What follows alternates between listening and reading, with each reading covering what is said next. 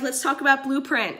If you and I want to know what it really takes to be happy, we have to understand what our current blueprint of how we think our life is supposed to be is. What do I mean by blueprint?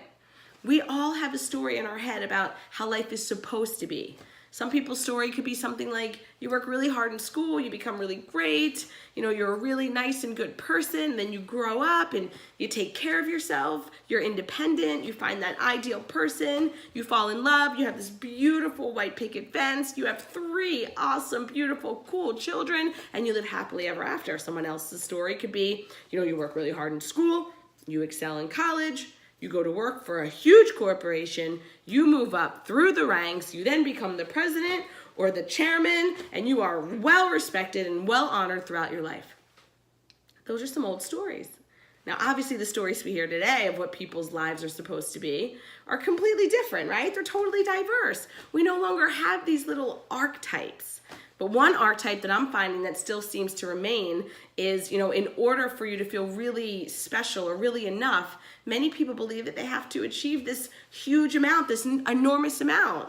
Now, they may want to do it in different ways. They may do it by building a huge company and taking it public, when they're 25 or 26 years old, or, they find a way to create a new technology or an app, or they become a very special doctor.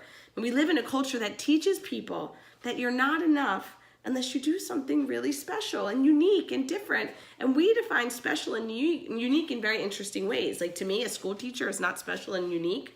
I think it is. A mother who stays home with their children day and night, sculpting and molding their minds and bodies and souls and hearts and their future is not special. We live in a world today where we treat teachers like nobodies and pay them accordingly, right? And then we wonder why our children have challenges in learning and growing and being engaged in school.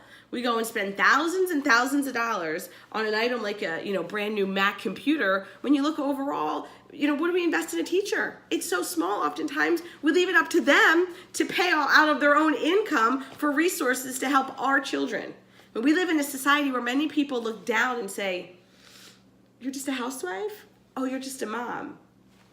You see, some of the pain we have in our society is not because there's one right or one wrong approach, but we try to make everyone fit into some particular approach to life. And here's what's going to make you happy or unhappy in life. It's really simple. Let's do a quick test.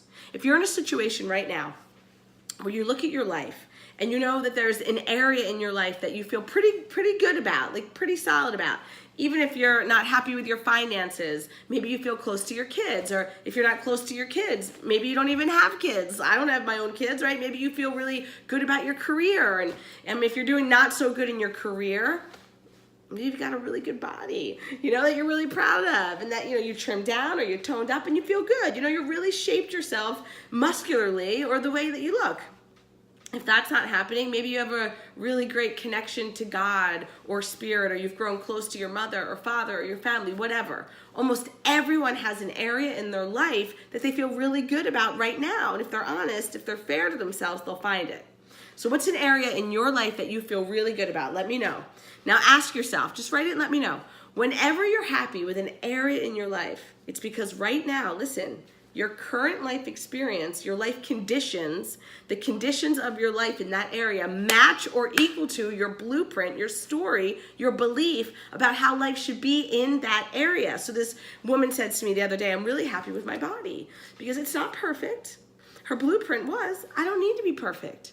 But it's so much better than it was, and she was really happy with that. "I'm fit, I'm strong, I have this energy." Her mental blueprint says, "I should be fit, strong, and have energy. I don't need to be perfect, but I should be fit, strong, and have energy." So in my life, when my body matches the way I think it should be, I feel good about my life. I'll ask someone else, and maybe they say, "Well, I'm really happy with my career." I'll say, "Why?"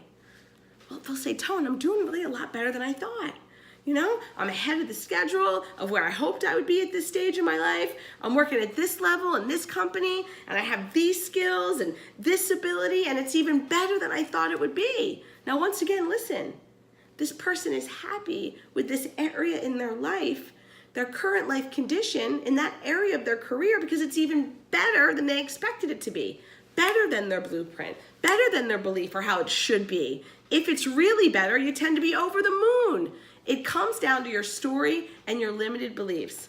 I don't think I can say this enough to you all. When you get clear on your expectations, learn how to raise your standard in order to grow out of what your limited blueprint is. That's when you can start shifting your mindset into this sort of, this is my life, it is what it is attitude to, I get to create, design, and choose my life.